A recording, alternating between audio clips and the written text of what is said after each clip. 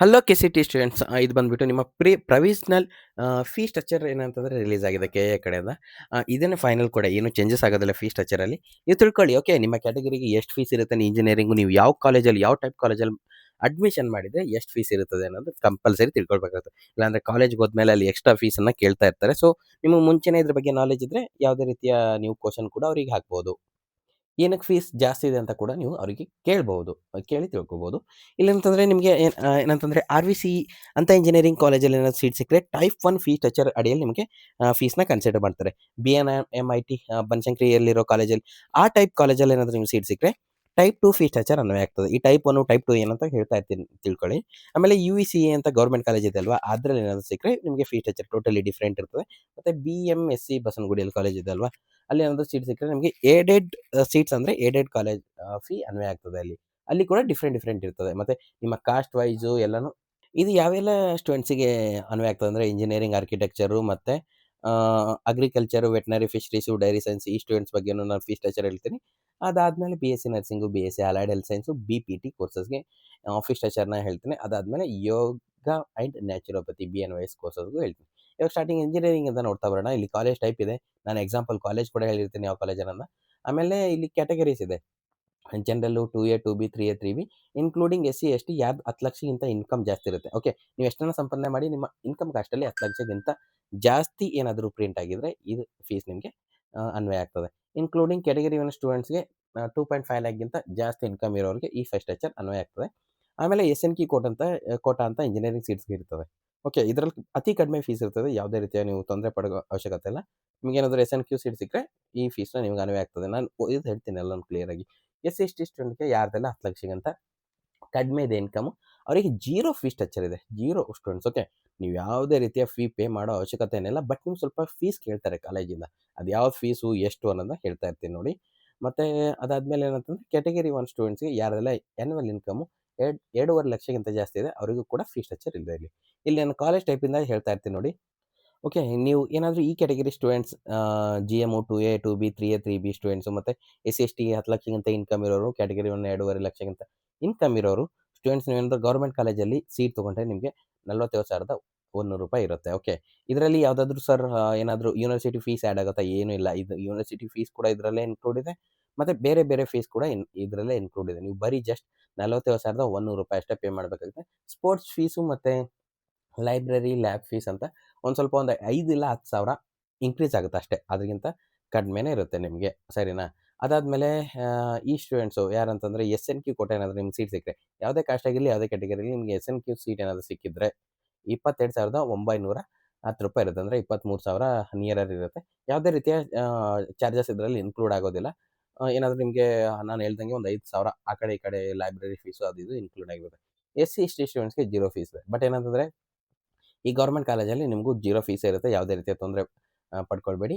ಮತ್ತು ಕ್ಯಾಟಗರಿ 1 ಸ್ಟೂಡೆಂಟ್ಸ್‌ಗೆ ಎಷ್ಟಿರುತ್ತೆ ಅಂತಂದರೆ 22,950 ರೂಪಾಯಿ ಇರುತ್ತೆ.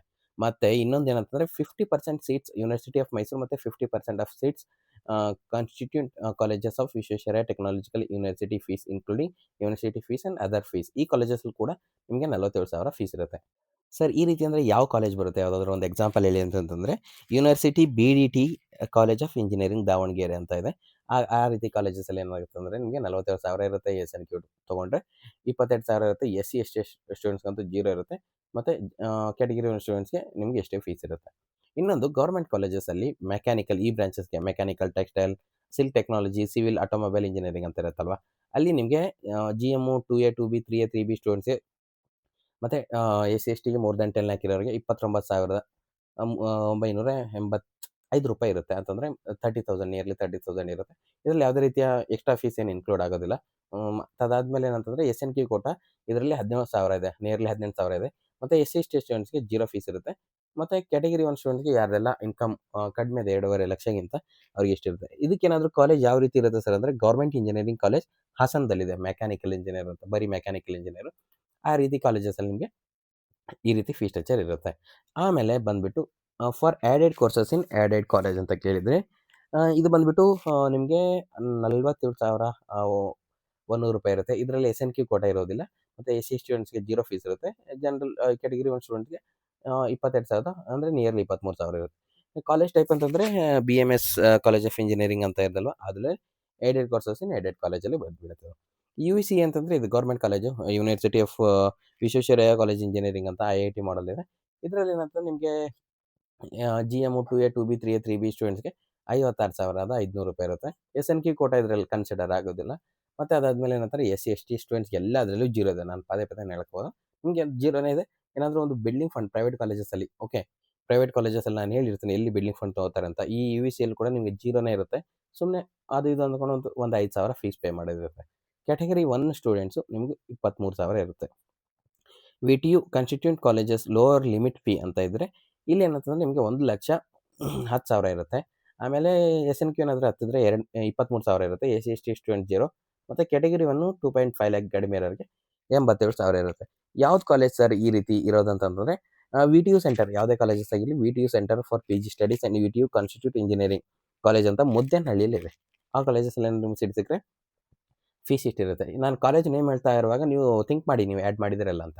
ಮತ್ತು ಕಮೆಂಟ್ ಕೂಡ ಹಾಕಿ ಯಾರೆಲ್ಲ ಈ ಕಾಲೇಜಸ್ ಆ್ಯಡ್ ಮಾಡಿದ್ದಾರೆ, UEC ಆ್ಯಡ್ ಮಾಡಿದ್ದಾರೆ, UEC ಅಂತ ಆ್ಯಡ್ ಮಾಡಿ ಕಮೆಂಟ್ ಹಾಕಿ. ಮತ್ತು ಮೆಕ್ಯಾನಿಕಲ್ ಇಂಜಿನಿಯರಿಂಗ್ ಹಾಕಿದ್ದಾರೆ, mechanical engineer, government colleges add ಮಾಡಿದ್ದಾರೆ, ಗೌರ್ಮೆಂಟ್ ಕಾಲೇಜಸ್ ಅಂತ ಈ ರೀತಿ ಕಮೆಂಟ್ ಆಗ್ತಾ ಹೋಗಿ ನೋಡೋಣ ಎಷ್ಟು ಸ್ಟೂಡೆಂಟ್ಸು ಏನೆಲ್ಲ ಆಪ್ಷನ್ ಎಂಟ್ರಿ ಮಾಡಿದ್ದಾರೆ ಅಂತ. ಮತ್ತು ಟೈಪ್ 1 ಟೈಪ್ 2 ನಾನು ಹೇಳಿಲ್ವಾ, RVC ಟೈಪ್ 1 ಮತ್ತು BNMIT ಟೈಪ್ 2 ಅಂತ. ಇದು ಬಂದು ಇಲ್ಲಿದೆ ನೋಡಿ, aided colleges including minority and unaided courses in aided college ಅಂತ ಇದೆ. 1,20,000 ಇರುತ್ತೆ ನಿಮಗೆ general 2A 2B 3B 3A 3B ಸ್ಟೂಡೆಂಟ್ಗೆ. ಮತ್ತು SNQ ಕೂಡ ಅಂದರೆ ನಿಮಗೆ ಇಲ್ಲಿ ಸಿಕ್ಕರೆ 32,300 ರೂಪಾಯಿ ಇರುತ್ತೆ. SC ST ಸ್ಟೂಡೆಂಟ್ ಜೀರೋ ಇರುತ್ತೆ. ಬಟ್ ಈ ಕಾಲೇಜಸ್ ನಿಮ್ಗೆ ಏನಾಗುತ್ತೆ ಬಿಲ್ಡಿಂಗ್ ಫಂಡ್ ಇರುತ್ತೆ. ಬಿಲ್ಡಿಂಗ್ ಫಂಡ್ ಏನಂದರೆ ಒಂದು 20,000ವರೆಗೂ ಇರುತ್ತೆ SC ST ಸ್ಟೂಡೆಂಟ್ಸ್ಗೆ. ಸರ್ ಏನಕ್ಕೆ ಇಲ್ಲಿ ಮೆನ್ಷನ್ ಮಾಡಿಲ್ಲ ಬಿಲ್ಡಿಂಗ್ ಫಂಡ್ ಅಂತ? ಬಿಲ್ಡಿಂಗ್ ಫಂಡು ಕಾಲೇಜ್ ವೈಸ್ ಇರುತ್ತೆ, ಅದನ್ನ ಅವ್ರು ಎಲ್ಲೂ ಡಿಸ್ಕ್ಲೋಸ್ ಮಾಡೋದಿಲ್ಲ. ಸೊ ಒಂದು 20,000 25,000 30,000 ಒಳಗಡೆನೇ ಇರುತ್ತೆ. ಅದು ನಿಮಗೆ ಇದಾಗಿರುತ್ತೆ. ಈ ಸ್ಟೂಡೆಂಟ್ಸ್ಗೆ ಏನಂತಂದರೆ ಇನ್ಕ್ಲೂಡ್ ಆಗಿರೋದು, ಇದರಲ್ಲೇ ಇನ್ಕ್ಲೂಡ್ ಇರುತ್ತೆ, ಎಷ್ಟೇನು ತೊಗೊಳ್ಳೋದಿಲ್ಲ. ಆಮೇಲೆ ಕ್ಯಾಟಗರಿ 1 2.5 ಲ್ಯಾಕ್ ಕಡಿಮೆ ಇನ್ಕಮ್ ಇರೋರಿಗೆ 96,000 ಇರುತ್ತೆ. ಈ ಕಾಲೇಜಸ್ ಯಾವುದೆಲ್ಲ ಇರುತ್ತೆ ಟೈಪ್ 1 ಅಲ್ಲಿ ಅಂತಂತಂದರೆ, ಫಾರ್ ಎಕ್ಸಾಂಪಲ್ RV ಕಾಲೇಜ್, ನಾನು ಹೇಳ್ದಂಗೆ RV ಕಾಲೇಜು ಈ ರೀತಿ ಕಾಲೇಜಸ್ ಬಂದುಬಿಡುತ್ತೆ. ಟೈಪ್ 2 ಕಾಲೇಜಸಲ್ಲಿ, ಓಕೆ, ಆ ಟೈಪ್ 2 ಕಾಲೇಜಸ್ ಸ್ವಲ್ಪ ಫೀಸ್ ಏನಾಗುತ್ತೆ ಜಾಸ್ತಿ ಇರುತ್ತೆ. 1,30,000 ಇರುತ್ತೆ. ಆಮೇಲೆ 32,000 SNQ ಕೋಟಕ್ಕಿರುತ್ತೆ. SC ST ಸ್ಟೂಡೆಂಟ್ಸ್ ಇಲ್ಲಿ ನಿಮಗೆ ಬಿಲ್ಡಿಂಗ್ ಫಂಡ್ನ ತೊಗೊಂಡ್ಬಿಡ್ತಾರೆ. ಓಕೆ, ಬಿಲ್ಡಿಂಗ್ ಫಂಡ್ ಇರುತ್ತೆ. ಮತ್ತು ಏನಂತಂದರೆ 1,06,170 ರೂಪಾಯಿ ಇರುತ್ತೆ.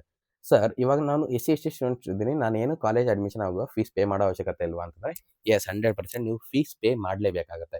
ಅವ್ರು ಏನಕ್ಕೆ 0 ಮೆನ್ಷನ್ ಮಾಡಿದ್ದಾರೆ ಅಂತಂದರೆ, ನಿಮಗೆ SSPಯಲ್ಲಿ ಸ್ಕಾಲರ್‌ಶಿಪ್ಪಲ್ಲಿ SC ST ಸ್ಟೂಡೆಂಟ್ಸ್ಗೆ 100% ಫೀಸ್ ಕನ್ಸೆಷನ್ ಸಿಕ್ಬಿಡುತ್ತೆ. ಅಂತಂದರೆ ನಿಮಗೆ ಕಾಲೇಜ್ ಫೀಸ್ ಎಷ್ಟಿರುತ್ತೆ ಅಂತ KA ಕಡೆಯಿಂದ SSP ಆಫೀಸ್ಗೆ ಹೋಗಿರುತ್ತೆ.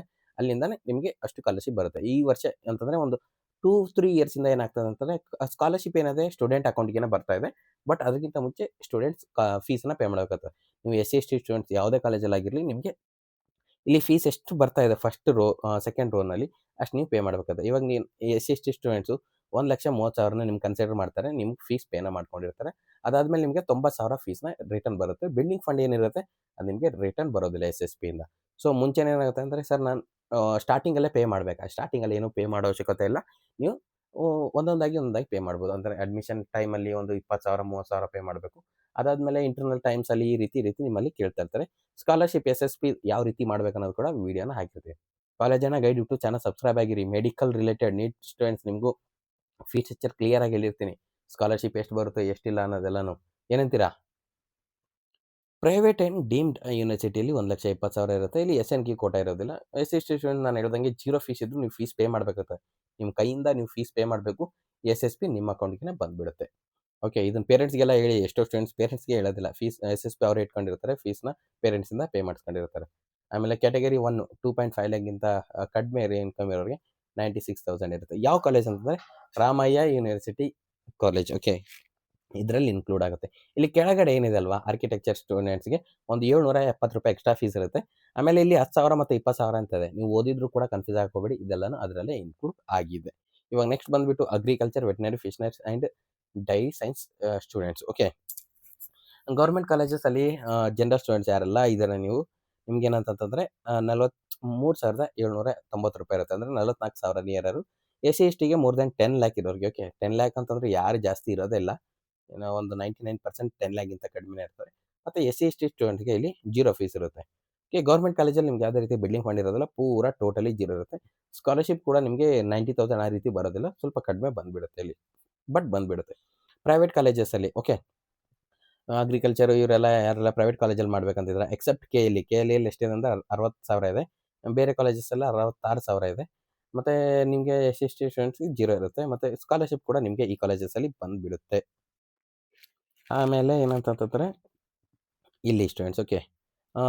ಅದು ಬಂದ್ಬಿಟ್ಟು ಅಗ್ರಿಗಾಯಿತು. ಇಲ್ಲಿ ಬಂದ್ಬಿಟ್ಟು ವೆಟನರಿ ಕೋರ್ಸಸ್‌ಗೆ ಎಷ್ಟಿರುತ್ತೆ ಅಂದರೆ ಗೌರ್ಮೆಂಟ್ ಕಾಲೇಜಸಲ್ಲೂ ಜನರಲ್ ಸ್ಟೂಡೆಂಟ್ಸ್ ಯಾರೆಲ್ಲ ಇರ್ತಾರೆ ನೀವು ನಿಮಗೆ 90,000 ಫೀಸ್ ಇರುತ್ತೆ. ಎಸ್.ಸಿ ಸ್ಟೂಡೆಂಟ್ಸ್‌ಗೆ ಮತ್ತು ಕ್ಯಾಟಗರಿ 1 ಸ್ಟೂಡೆಂಟ್ಸ್‌ಗೆ 2.5 ಲ್ಯಾಕ್‌ಗಿಂತ ಕಡಿಮೆ ಇರುತ್ತಲ್ವ ಇನ್ಕಮು. ಓಕೆ ಸ್ಟೂಡೆಂಟ್ಸ್, ಏನಂತಂತಂದರೆ ಓಕೆ ಸ್ಟೂಡೆಂಟ್ಸ್, ಎಸ್.ಸಿ ಎರಡೂವರೆ ಲಕ್ಷಕ್ಕಿಂತ ಇನ್ಕಮ್ ಯಾರು ಕಡಿಮೆ ಇರುತ್ತೆ ಅವ್ರಿಗೆ 20,000 ಅಷ್ಟೇ ಇರುತ್ತೆ ಈ ಕಾಲೇಜಸಲ್ಲಿ, ವೆಟನರಿ ಗೌರ್ಮೆಂಟ್ ಕಾಲೇಜಸಲ್ಲಿ. ಆಮೇಲೆ 2.5 ಲಕ್ಷಕ್ಕಿಂತ 10 ಲಕ್ಷದವರೆಗೆ ಯಾರಿಗೆಲ್ಲ ಇನ್ಕಮ್ ಇರುತ್ತೆ ಅವರಿಗೆ 90,000 ಫೀಸ್ ಇರುತ್ತೆ ಜನರಲ್ ಥರನೇ. ಆಮೇಲೆ ಫಿಶರೀಸು ಮತ್ತು ಡೈರಿ ಸೈನ್ಸ್ ಸ್ಟೂಡೆಂಟ್ಸ್‌ಗೆ ಫಸ್ಟ್ ಸೆಮಿಸ್ಟರ್, ಇದು ಸೆಮಿಸ್ಟರ್ ವೈಸ್ ಇರುತ್ತೆ ಫೀಸು. ಓಕೆ, ಗೌರ್ಮೆಂಟ್ ಕಾಲೇಜಸಲ್ಲಿ 44,000 ಇರುತ್ತೆ. ಆಮೇಲೆ ಎಸ್.ಸಿ ಸ್ಟೂಡೆಂಟ್ಸು ನಿಮಗೆ 2.5 ಲಕ್ಷಕ್ಕಿಂತ ಕಡಿಮೆ ಇರುತ್ತಲ್ವ ಫೀಸು, ಅವರಿಗೆ 13,000 ಇರುತ್ತೆ. ನಿಮಗೆ 2.5 ಲಕ್ಷಕ್ಕಿಂತ 10 ಲಕ್ಷದೊಳಗೆ ಇನ್ ಬಿಟ್ವೀನ್ ಇದ್ದರೆ 44,000 ನಿಮಗೆ ಫೀಸ್ ಇರುತ್ತೆ. ಬಿ.ಎಸ್ಸಿ ನರ್ಸಿಂಗ್ ಬರೋಣ ಇವಾಗ. ಅಲೈಡ್ ಹೆಲ್ತ್ ಸೈನ್ಸ್ ಮತ್ತು ಬಿ.ಪಿ.ಟಿ ಕೋರ್ಸಸ್‌ಗೆ ನೋಡೋಣ. ಓಕೆ, ಬಿ.ಪಿ.ಟಿ ಕೋರ್ಸಸ್ಸು ಸ್ಟಾರ್ಟಿಂಗಲ್ಲಿ ಎಸ್.ಸಿ ಸ್ಟೂಡೆಂಟ್ಸು ಮತ್ತು ಜನರಲ್ಲು 2A 2B 3B ಅಂತ ಸ್ಟೂಡೆಂಟ್ಸ್ ಇರ್ತಾರೆ. ಮತ್ತು ಸೆಕೆಂಡಲ್ಲಿ ಎಸ್.ಸಿ ವಾರ್ಷಿಕ ಆದಾಯ ಲಕ್ಷದವರೆಗೆ ಇರುತ್ತೆ. Karnataka candidates in private seats ಅಂದರೆ management seat. Non Karnataka candidates in private seats ಅಂತಂದರೆ ಬೇರೆ ಹೊರ ರಾಜ್ಯದ ವಿದ್ಯಾರ್ಥಿಗಳು ಮ್ಯಾನೇಜ್ಮೆಂಟ್ ಸೀಟ್ ಅಂತ ತಿಳ್ಕೊಳ್ಳಿ. ಬಿ.ಎಸ್ಸಿ ನರ್ಸಿಂಗ್ ಪರ್ ಇಯರ್‌ಗೆ ಇರುತ್ತೆ. ಗೌರ್ಮೆಂಟ್ ಕಾಲೇಜಸಲ್ಲಿ ನಿಮ್ಗೆ ಬರೀ 10,000 ಇರುತ್ತೆ. ಆಮೇಲೆ ಈ ಎಸ್.ಸಿ ಸ್ಟೂಡೆಂಟ್ಸ್‌ಗೆ 0 ಫೀಸ್ ಇರುತ್ತೆ. ಇಲ್ಲಿ ಮ್ಯಾನೇಜ್ಮೆಂಟ್ ಸೀಟ್ ಯಾವುದೇ ಇರೋದಿಲ್ಲ. ಪ್ರೈವೇಟ್ ಕಾಲೇಜಲ್ಲಿ 10,000 ಇರುತ್ತೆ ಜನರಲ್ ಸ್ಟೂಡೆಂಟ್ಸಿಗೆ ಎಲ್ಲರಿಗೂ. ಮತ್ತು ಎಸ್.ಸಿ ಸ್ಟೂಡೆಂಟ್ಸ್‌ಗೆ 0 ಇರುತ್ತೆ. ಇವ್ರಿಗೆ 1 ಲಕ್ಷ ಇರುತ್ತೆ. ಯಾರಿಗಂತಂದರೆ ಮ್ಯಾನೇಜ್ಮೆಂಟ್ ಸೀಟ್ ಅವರಿಗೆ 1,40,000 ಯಾರಿಗಿರುತ್ತೆ ಅಂದರೆ ಹೊರ ರಾಜ್ಯದ ವಿದ್ಯಾರ್ಥಿಗಳಿಗೆ. ಓಕೆ, ಔಟ್ ಆಫ್ ಸ್ಟೇಟ್ ಸ್ಟೂಡೆಂಟ್ಸ್‌ಗೆ ಮ್ಯಾನೇಜ್ಮೆಂಟ್ ಸೀಟಲ್ಲಿ 140 ಇರುತ್ತೆ. Allied health science AHS per year ಎಷ್ಟಿರುತ್ತೆ ಅಂದರೆ ಗೌರ್ಮೆಂಟಲ್ಲಿ 17,000 ಇರುತ್ತೆ. ಎಸ್.ಸಿ ಸ್ಟೂಡೆಂಟ್ಸ್ 0, ಇದರೆಲ್ಲ ಮ್ಯಾನೇಜ್ಮೆಂಟ್ ಸೀಟ್ಸ್ ಏನೂ ಇರೋದಿಲ್ಲ. ಪ್ರೈವೇಟ್ ಕಾಲೇಜಸಲ್ಲಿ ಸೇಮ್ ಇರುತ್ತೆ. ಮತ್ತು ಮ್ಯಾನೇಜ್ಮೆಂಟ್ ಸೀಟ್ಸ್ ಏನು ಇರೋದಿಲ್ಲ. ಅಲೈಡ್ ಹೆಚ್ ನೀವು ಎಲ್ಲಿ ಮಾಡಿದರೂ ಕೂಡ ನಿಮಗೆ ಫೀಸ್ ಸ್ಟ್ರಕ್ಚರ್ ಸೇಮ್ ಇರುತ್ತೆ. ಮ್ಯಾನೇಜ್ಮೆಂಟ್ ಸೀಟ್ ಇರೋದಿಲ್ಲ. ಬಿ.ಪಿ.ಟಿ ಕೋರ್ಸಸ್‌ಗೆ 8,250 ಇರುತ್ತೆ. ಎಸ್.ಸಿ ಸ್ಟೂಡೆಂಟ್ 0 ಇರುತ್ತೆ. ಓಕೆ, ನಿಮ್ಗೆ ಯಾವುದೇ ರೀತಿಯ ಬಿಲ್ಡಿಂಗ್ ಫಂಡ್ ಕೂಡ ಇರೋದಿಲ್ಲ ಇಲ್ಲಿ ನಿಮಗೆ. ಮತ್ತು ಸ್ಕಾಲರ್‌ಶಿಪ್ ಎಕ್ಸ್ಟ್ರಾ ಬರುತ್ತೆ. ಅದ್ರ ಬಗ್ಗೆ ಏನು ತಲೆ ಕೆಡಿಸ್ಕೊಳ್ಳೋಕೆ ಹೋಗಬೇಡಿ. ಮತ್ತು ಪ್ರೈವೇಟ್ ಕಾಲೇಜಸಲ್ಲೂ ಸೇಮ್ ಇರುತ್ತೆ. ಡೀಮ್ಡ್ ಯೂನಿವರ್ಸಿಟಿಯಲ್ಲೂ ಇರುತ್ತೆ. ನೀವು ಎಲ್ಲಿ ಬೇಕೋ ಅಲ್ಲಿಗೆ ಮಾಡ್ಬೋದು ಅಡ್ಮಿಷನ್. ಇಲ್ಲಿ ಮ್ಯಾನೇಜ್ಮೆಂಟ್ ಮತ್ತು ಯಾವುದೇ ರೀತಿಯ ಆ ರೀತಿ ಸೀಟ್ಸ್‌ನ ಇರೋದಿಲ್ಲ. ಇಲ್ಲಿ ಬಂದ್ಬಿಟ್ಟು ಯೋಗ ಆ್ಯಂಡ್ ನ್ಯಾಚುರೋಪತಿ BNYS ಅಂತ ಹೇಳ್ತೀವಲ್ವಾ, ಫಸ್ಟ್ ಇಯರ್‌ಗೆ. ಓಕೆ, ಫಸ್ಟ್ ಇಯರ್ ಅಂತ ಹೇಳಿದ್ದಾರೆ. ಮತ್ತು ಸೆಕೆಂಡ್ ಇಯರ್‌ಗೆ ಇಲ್ಲಿ ಸ್ವಲ್ಪ ಆ್ಯಡ್ ಆಗ್ತಾ ಹೋಗುತ್ತೆ. ಅದಕ್ಕೋಸ್ಕರ ಫಸ್ಟ್ ಇಯರ್ ಅಂತ ಹೇಳಿದ್ದಾರೆ. ಗೌರ್ಮೆಂಟ್ ಕಾಲೇಜಸಲ್ಲಿ 30,000 ಫೀಸ್ ಇರುತ್ತೆ. ಯಾರಿಗೆಲ್ಲ ಅಂತಂದರೆ ಈ ಕಾಸ್ಟ್ ಸ್ಟೂಡೆಂಟ್ಸ್‌ಗೆಲ್ಲನು. ಮತ್ತು ಪ್ರೈವೇಟ್ ಮತ್ತು ಡೀಮ್ಡ್ ಯೂನಿವರ್ಸಿಟಿಲಿ 60,000 ಇರುತ್ತೆ.